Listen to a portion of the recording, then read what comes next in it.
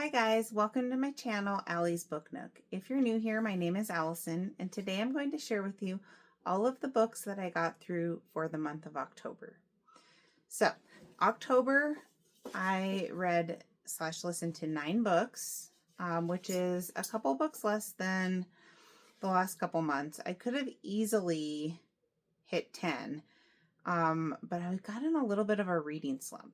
And towards the end of October, there's 3 books that I was reading simultaneously, and I think that was a big mistake in different formats. So anyway, I read 9 books, which still isn't too bad.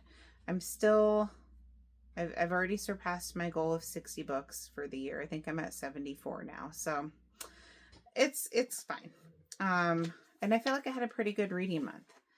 I also acquired a lot of books in October, which was my birthday month. So I'm going to do a separate video of all of the books that I got in October, so watch for that. But right now we're just going to talk about the books that I read. Okay, so the first book I actually read the series of a Darcy Coates series, the Black Winter series. There's 4 books in the series, and I read them back to back, and this was so good. Oh my gosh, I loved this series. This was one of my favorite series that I've read, and I did not want it to end. This was my first Darcy Coates experience, and I am excited to read more of her books. She is a horror author. She is based out of Australia, and she has a decent sized catalog with a few series in it. So, first book in the Black Winter series, which I got all of these used, that was great, is Voices in the Snow. So I read this in paperback, and I also listened to it in audio. I renewed my Audible subscription so I could get the 3-month trial, and I did this series all through Audible because it's not available in my Libby catalog. So this is published by Poison Pen, same publisher that does like the Frida McFadden books now. It's a horror slash dystopian type genre. It was published in 2020, and it is 342 pages or 9 hours on audio. I paid $4.99 for this used and 99 cents through the Audible trial. I started it on 9:30 and I finished it on 10:02, so just a couple of days. So this book is about, it starts out with our main character, Claire, and something happens. They don't really say, but stuff's kind of going crazy in society. There's civil unrest. And so her sister, who's kind of a prepper, calls her and says, hey, you need to get to my house. I have a bunker. You need to get here now. And actually she was going to go pick up her aunt first, and they were all going to go to her sister's bunker. So on the way there, she has to drive through this like remote wooded road, and she gets in a wreck and she's knocked unconscious. So she wakes up in this like old Victorian manor, very like Gothic style manor.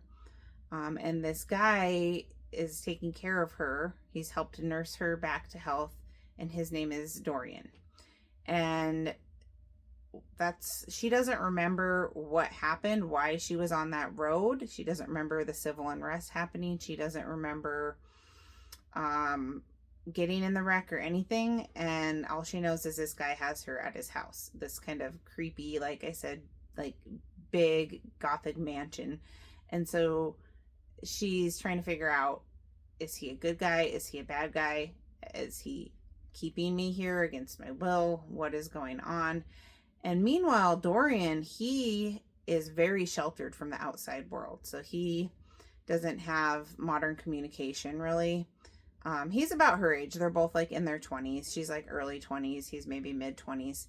But because of just like how he was raised and stuff, and all his family has went to winter further south. And so it's just him there, and he doesn't know about anything that's happening out in the world right now.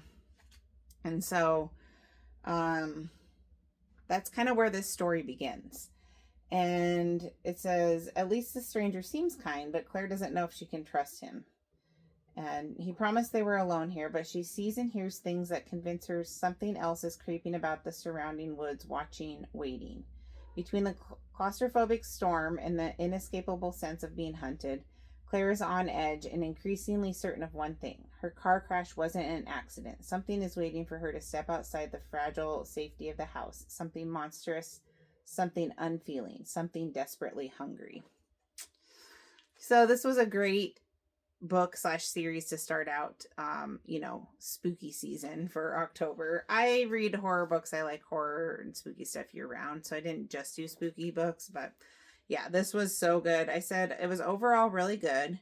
Creepy, atmospheric. It had short, quick chapters, which I love that. It really helps me to get through books quicker. I really loved Dorian. First I wasn't too sure about him, but I really came to love him.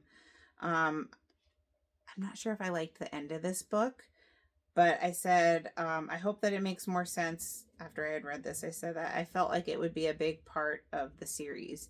And it did end up being a pretty big part of the story, the ending of this book, but it didn't really circle back to that till towards the end of the series. But it made more sense as you find out what's really going on.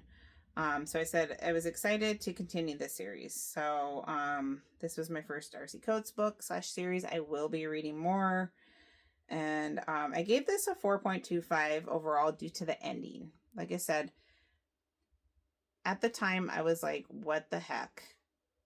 Kind of out of left field. I wasn't too sure. It didn't feel like it fit with the story. In the scheme of things, it did. But at the time I gave that, the rating got dropped down because of that. Characters 4.5, plot story 4.25, readability 4.5, and overall rating 4.25. Really, really liked that. And I love the covers on these. They're all like creepy.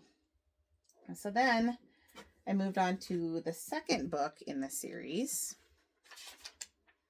which is called Secrets in the Dark. So the first book I got used at a used bookstore. The next three I got all together at the same time at Goodwill, and I was psyched. So here's the cover of the second book called Secrets in the Dark.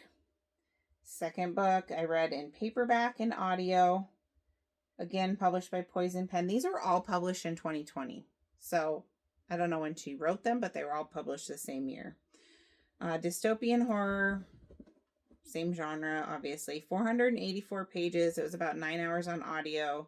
$2 at Goodwill and 99 cents on Audible. I started it on October 3rd and I finished it on October 5th. So I don't really want to tell you the synopsis too much of the rest of these, because if you're going to read them all as a series, it does give stuff away. Yeah.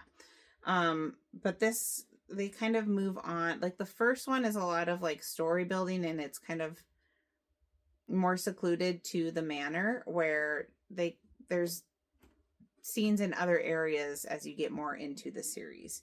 So I said this was so good. I only marked it down from a 5. It would have been a 5-star read, but there was one point in the story that I thought was fakey. That was come on now. And so I'd marked it down due to that one point that was unrealistic. And I'm not going to say what that was. I liked the change of scenery, that they had some different scenes in here, which I'm not going to say what they were. And I liked the ending. And I liked, again, it had short chapters. So I said, I'm loving this series. I like how great it is without being vulgar. Yes. So this was creepy, atmospheric, but it wasn't vulgar. So obviously there's a love story in here that never gets explicit, if you know what I'm saying. And same with the language. There's maybe a couple PG words, I guess, but nothing too vulgar or anything. It's kind of scary with the way that stuff's described. So in that sense, may not be appropriate for kids, but in terms of language and um, uh, stuff like that. I would say that it was like appropriate for like teenagers to read. So I've read YA books that were way more explicit. So I really appreciate that she has the talent to make these books so engaging, enthralling, scary, all that, but not have to be vulgar in doing it. You know, like some of like Stephen King books can be pretty vulgar, or a lot of authors. She is not that, at least in this series. So I really thought that showed her talent. So overall, I gave this book a 4.75. Characters were 5. The plot story was 4.75 because of that one scene. Readability 5, and overall rating 4.75. Okay, so the next book in the series is called Whispers in the Mist. And again, I love the artwork on the cover. Paperback and audiobook. The same publisher, same publishing date, same genre, $2 at Goodwill. And oh, so this one I did have to pay full price for on Audible, so it was $10.95. 467 pages and 12 hours. A little bit bigger. Started it on October 5th and I ended it on October 9th. So each of these only took me a few days. Again, I don't want to get into the synopsis on this because it's all one story. And it all takes place over the period of like less than a year. I said I love this series. This book explains some questions that I had from the last book and from the first book. There was a character in there that I felt kind of bad for. I liked meeting new characters. So you do meet some additional characters in this book, which I really liked that. I liked the ending. I'm not going to say some of these other notes.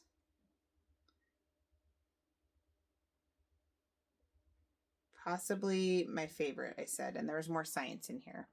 So something happened in society, and they kind of explain the reasons from a scientific perspective why it's this kind of dystopian setting now.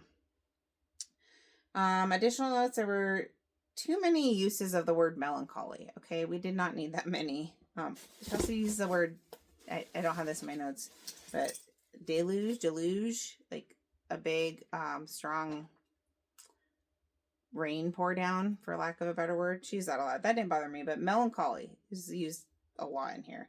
Anyway, that was that's picking at hairs there. So it was so good. And I said it's bittersweet to be about to start the last book. That was the only bad thing I could say about it, was the use of the word melancholy, which is so petty. It's not even really a bad thing. I gave the book 5 stars across the board.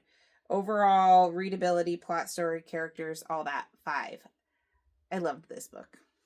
Okay. And then the last book in the series is called Silence in the Shadows. So, final 4th book, paperback and audiobook, $2 at Goodwill. This was $6.76 on Audible. So I didn't have a credit, but it was $6.76. That was not bad. 395 pages, 10 hours. I started it on my birthday, October 10th, and I finished it on October 12th. I said I loved this book / series. It was bittersweet to read the last book, but I liked the ending. And also something that I didn't like from the ending of the first book, they circled back around on this, and I was better with it then. I loved the love story. I felt that it was really endearing, and it's just a very well written series. Like I said, there's no language, sex that's really vulgar. That stuff's not an issue. And I just wish this series didn't end. I wanted to live in this series for a lot longer than I did. I'll definitely be reading more Darcy Coates. It was excellent character building, and this is a story that will stick with me. So this was another one, 5 stars all across the board. Overall, character, plot, story, and readability, 5, 5, 5, 5. So let's see. We had 4 books. I started the first one on September 30th, and I ended the whole series on October 12th. So less than 2 weeks to read the whole series and listen to it, and I was highly impressed. This is a favorite favorite story of mine, favorite series. Love the characters. I can definitely see myself rereading this, and that's kind of a big commitment, you know. When there's so many books on my TBR to say I'm gonna go back and read a couple of thousand pages, but I would. This was so good. I just loved it. So, highly, highly recommend. Okay. So that was a very solid start to the month. The next book I have, I don't have a copy of it because I just listened to it on audio with my 8-year-old daughter, well, and my other kids, but it was primarily for her. It's called I Know Your Secret. So it is a book that is more like middle grade story, but it's something she really wanted to listen to, and we went on a trip for my birthday. And so we were able to listen to it on the trip. So we just did audiobook. It was written by Daphne Benedis Grab, and it's a middle-aged thriller published in 2023. The book itself would be 240 pages, and it was 6 hours on audio. We started it on my birthday, 10/10, and we finished it on 10/14. She didn't want to. I like to listen to my audiobooks at a higher rate of speed, and I think the highest that she wanted to go was 1.25, which to me sounded so slow. I usually do anywhere from like 1.75 to like 2.25 or something, but or maybe 1.5, but that's fine. She wanted to listen to it at that speed, so we did, and it was all right. It's a really popular kids thriller series right now. I think there's three or four of them. So it's about these kids that basically get blackmailed at school. There's, I think, 4 kids, and it's told from alternating POVs of each of them, where someone blackmails them and they say, I know your secret. Each of them has a secret to hide. And basically, if you don't do these things for me, I'm going to expose you. And so they'll have to work together and do these things that the blackmailer wants them to do, like things that they shouldn't be doing around the school. Maybe stealing a flashcard or whatever, or flash drive, stuff like that. Yeah, there's 3 books in the series. I said it was kind of slow, and like I said, the audio speed didn't help. I didn't feel like it was very tense, but I think it was appropriate level of tension and topics for middle grades, you know. So if I was my daughter's 8, I probably would have thought it was like a really good book, but I said it's not bad, but it's definitely not geared toward adults. I guessed the ending, and so did my daughter. She's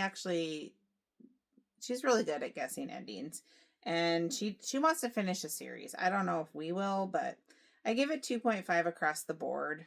I wouldn't recommend it for adults, but if you have a younger kid, they would probably enjoy it. She's in 3rd grade. Okay. The next book I read is All the Colors of the Dark by Chris Whitaker. And I had been wanting to read this book for a long time, and I had high hopes for this book. I was really excited to read it, and unfortunately, it wasn't everything that I had hoped it would be. So I read it hardcover and audiobook, written by Chris Whitaker. This is a literary fiction / thriller book published in 2024. It is 608 pages and 15 hours, so it's a bit of a chunk. I paid $3 for this at Goodwill, and it was free through Libby to listen to. I started it on October 13th, and I finished it on October 15th. So it only took me a couple days to get through, but I said 608 pages. It could have been easily 450 pages and been just fine. So this is a book about a serial killer, but also kind of like a love story, I guess, with other characters in the book. So in the 70s, this girl gets kidnapped, and this girl's about to get abducted, and this boy jumps in to like try to save her. He does, but the boy ends up getting kidnapped. And his best friend, who's a girl, she doesn't give up on trying to find him. And it's the story of how all these people in this town, including these main characters, but also some side characters, how their lives are affected by this. And it starts out in the 70s and it goes all the way to pretty close to present day, like at least like early 2000s. And I know a lot of people really love this book. That's why, like I said, I had high hopes for it. Some of my favorite authors said, Gillian Flynn said, this book hits like a sledgehammer, an absolute must-read novel. Kristen Hanna, my favorite author, said, kept me frantically turning the pages. It somehow made me cry at the end. Bravo. And then John Mars said, stunning, simply stunning. I cannot remember the last time a book sucked me in and didn't let me out of his clutches till the end. Truly exceptional. And I wish I wanted to feel like it was truly exceptional, but it was a little too drawn out for me, especially in the middle. So I said I enjoyed the prose. That's the thing. It was the prose. It was very well written. Like the author's writing style was almost kind of like poetic. So I liked that, but it was a little drawn out. It was lyrical and it did feel more like literary fiction than a thriller. Very short chapters. So there 600 pages. There's 261 chapters in this book. So that did make it easier to get through quicker. Just one more chapter, when a lot of the chapters were like maybe a page long. I said it's not as great as I hoped, but it was still enjoyable. And I did guess part of the ending, but not all of it. But overall was fairly slow in the pacing. I gave this book a 3.75 overall.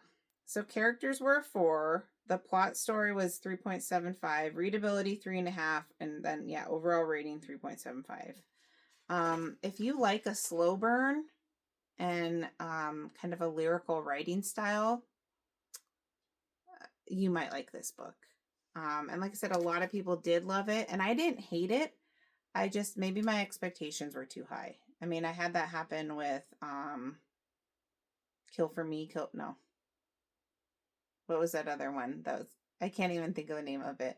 But there's been a few books where I had like really high expectations based on other reviews and they just didn't live up to it. This was kind of that for me. But this is now recently being released in paperback. So he's a British author. He actually came to my town, which is a pretty small town, as part of his tour for the paperback like a couple months ago. And I didn't know about it till afterwards. I would have went to it, but yeah. Anyway, don't discount it based on my opinion. Just know that it's a little bit of a slow burn. And I guess I wanted a little bit more pace than that. So the next book I read, I also don't have here, but this was after reading that, I read something that was very fast paced, and that is Ward D by Frida McFadden. I just read it in paperback, and my neighbor lent it to me, so I don't have it anymore in my possession. I gave it back to her. But yeah, it's from Poison Pen Press, the publisher. And it's a thriller. It was published in 2023, 312 pages. And it was free because I borrowed it from my neighbor. Started it on the 15th of October and I ended it on the 19th. And that was just reading it. Mostly at nighttime, but there was like a couple hours on the weekend where I just sat down and read it. So this book, Ward D, is about, there is a gal that is a medical student and she has to, as part of her education, she has to spend a weekend on Ward D, which is the psych ward at the hospital. And she's already kind of creeped out about it, but some weird stuff happens. And for one of the people on the ward is a old friend of hers, like former BFF from high school. So the story kind of has alternating timelines between present at the psych ward and then back when they were in high school and how that all happened, how that all went down. So I said it was and then, like I said, some stuff starts to happen in Ward D. And it even says on the back of the book that people start disappearing. Okay. So it was a fast-paced, quick read. One thing about Frida McFadden, well, I don't necessarily, like some of her stuff I don't love. It's just too far-fetched, but it's going to be a quick read. And if you're looking to get out of a reading slump, she's pretty reliable for that. I said there was lots of twists and there was about the last 30% of the book that I did not see coming. The last so not a whole lot of twists in the beginning, but yeah, the last 30% is like twist, twist, twist, and I didn't see a lot of that coming. I said it was an enjoyable, bingeable, quote, popcorn read. So nothing too deep, or, filling, but like just a fun popcorn read. And there was one last really big twist at the very end of the book that I enjoyed. So I said this was better than the last Frida McFadden book I read, which was The Inmate. I didn't like that one really. That was a little far-fetched. This one was more believable. I haven't read Frida in over a year. I read all the Housemaid books. I read Never Lie. Actually, I didn't read the Housemaid Wedding book, but I read the first 3 Housemaids, Never Lie, which, anyway. And I read The Inmate, but then I haven't read anything of hers for like a year. So then I got back and read this one, and I was like, okay, now I remember why she was pretty enjoyable, and I might read more. I think I want to read The Crash, but she's got a lot of books out there. The Inmate was my least favorite. I said I'll probably read more of hers in the future. Yeah, this was my 6th read of hers. Overall, I give Ward D a 4. 3.5 for characters, 3.75 for plot story, 4.25 for readability, and overall a 4. So yeah. Okay. 2 more books that I read. The next book that I read in October, there's no dust jacket on here, but this is Fourth Wing by Rebecca Yarros. I got this at a little free library, and it didn't have a cover, but I noticed the spine right away, and I was so excited. So for the month of October, I turned 40, and I did what I called the 40 for 40, and I went to 40 little free libraries. And I'm going to talk about that in my book haul video of all the books I got, but this is one of them that I got during that. And this was maybe my most exciting find. I had some good ones, but I was really excited to find Fourth Wing. So hardcover, I also listened to the audiobook of this. And this is published by Red Tower Books. It's a romantasy book, so fantasy/romance. Kind of like A Court of Thorns and Roses series, that same kind of genre. Published in 2023, 517 pages and 21 hours. And it was free from Little Free Library. I did pay $5.95 for this on Audible, which isn't bad. I started it on October 16th and I finished it on October 20th. And check out the map. I love me a cool map in books. And then there's another map of the college in here.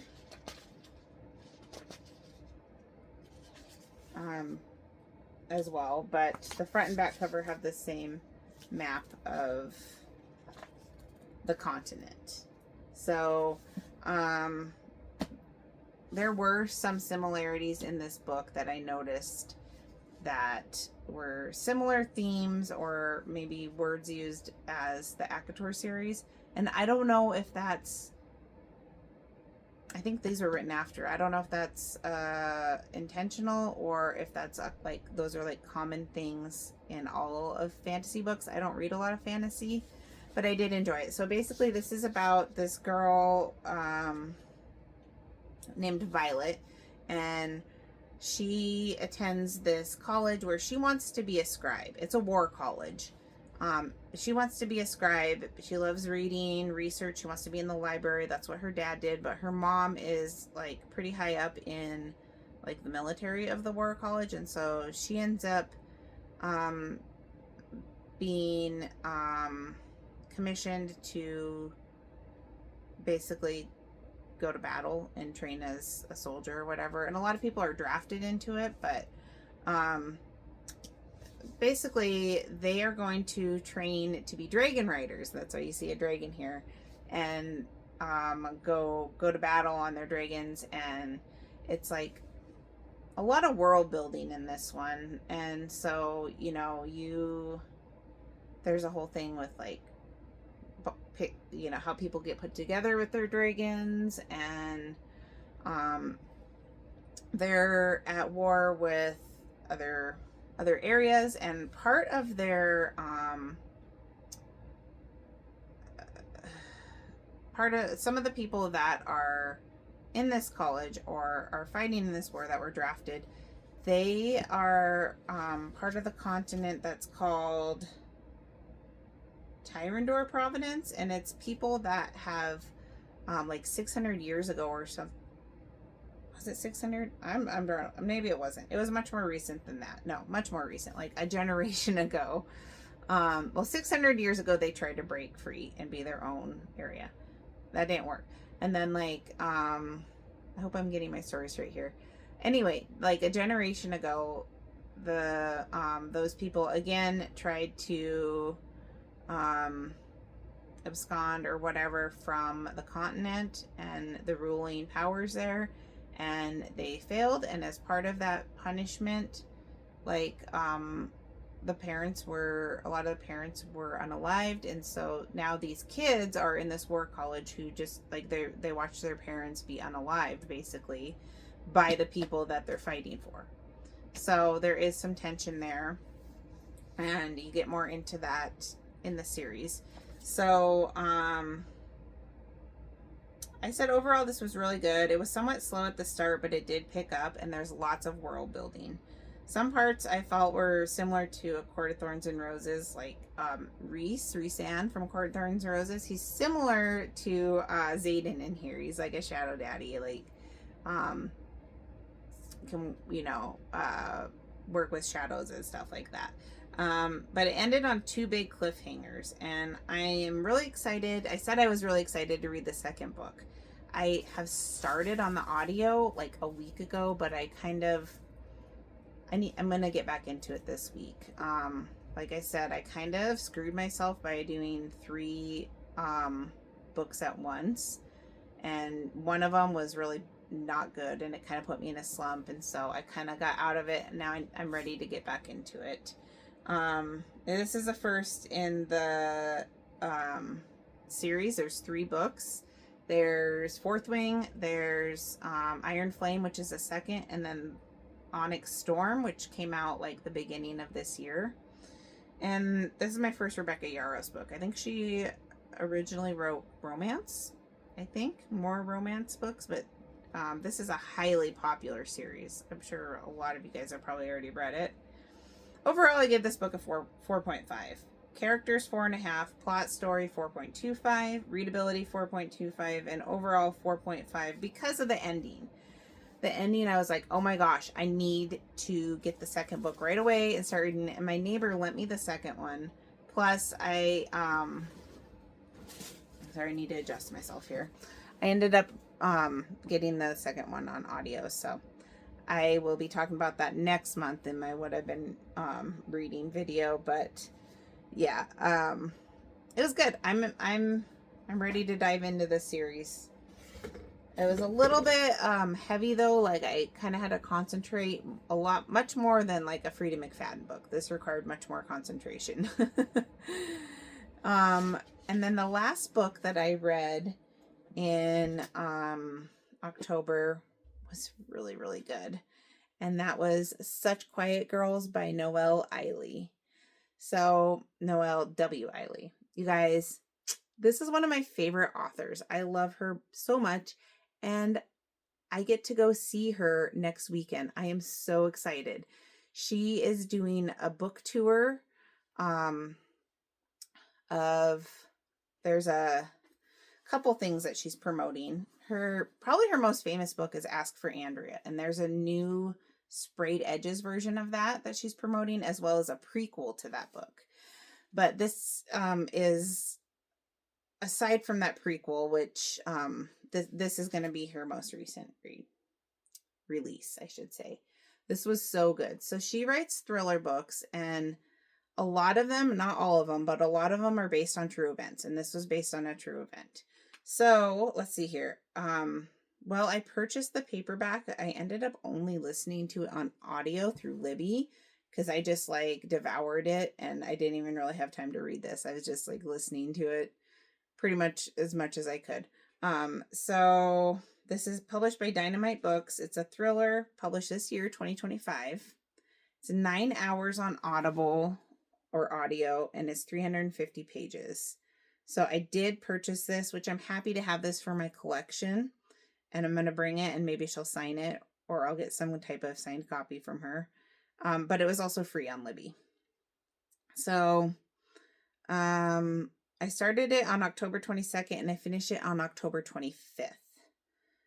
So this is based on a true story.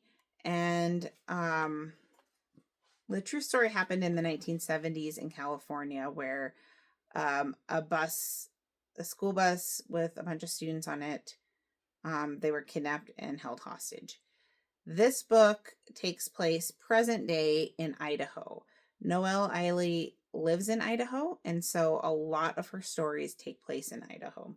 So this one, it's this gal is she gets a new job as a bus driver for an after-school childcare program. So it's a smaller bus, not as many kids on it as the real life situation, but basically they are kidnapped and held hostage. So this is on the back of the book. I'm not giving you guys like any spoilers here. It says this is what happens after they're kidnapped. Trapped in a shipping container buried 20 feet underground, which that also happened in the real life story. Jessa and the children do their best to stay calm. The kidnappers insist if everyone behaves, they'll be freed when the ransom is paid. But Sage isn't sure they'll last that long. Neither is Jessa. It's dark and cramped. With every passing minute, it's getting harder to breathe. With time and air running thin, Jessa and the children must find a way to outsmart their captors or face an unthinkable fate. Such Quiet Girls was inspired by actual events. So, one thing, like after you read her stories, it makes you want to go look up the actual events. And it's pretty interesting. And they also talk about it here in the back of the book. But anyway, she lives in Idaho. She loves horses, and I love her books. They're all very tense and gripping and short chapters. And right now I'm reading one that's not based on a true story called Run on Red, and it's very tense. And so I'll be reviewing that next month. But this book, okay, so I said this is another great Noelle Eiley book. It's based on the Chowchilla kidnapping in 1976 in California. But this takes place in the Boise, Ada County area of Idaho. It was a great story with short chapters, very gripping, tense, excellent read, and very high tension curve. There is a reference in here to her book called The Thicket, which I want to read. I did pick up that reference. And actually, as I'm reading Run on Red, there's a reference in this book to Run on Red that now I get. So maybe there's other little Easter eggs. I want to read all her books. Every book I've read of hers has been excellent. Ask for Andrea was tied for my favorite book last year with No Exit by Taylor Adams. So, I can't wait to meet her. I'm going to go to an event, Saturday, the 8th in Coeur d'Alene area, Idaho. It's actually Hayden because they ran out of room at the Coeur d'Alene bookstore. So now they have to do it at the Hayden Library. And that's like, it's about 3 hours from me. So my husband and I are going to make a trip of it and go over there, and it's going to be so fun. I am so pumped. Like, this is like a bucket list thing for me.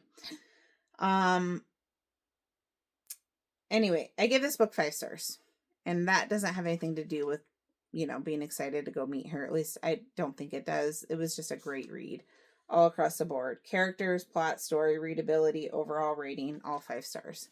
So was this my favorite book of the month? Maybe. I certainly rated it pretty high, but I also really love the Darcy Coates series. So I don't know. I feel like they're probably pretty closely tied. And my least favorite was probably, unfortunately, All the Colors of the Dark that I finished. But I did have a couple books towards the end that put me in a reading slump that I didn't finish till this month, November. It's now November. So you'll hear about those next month. Anyway, if you're still here, thank you so much for joining me.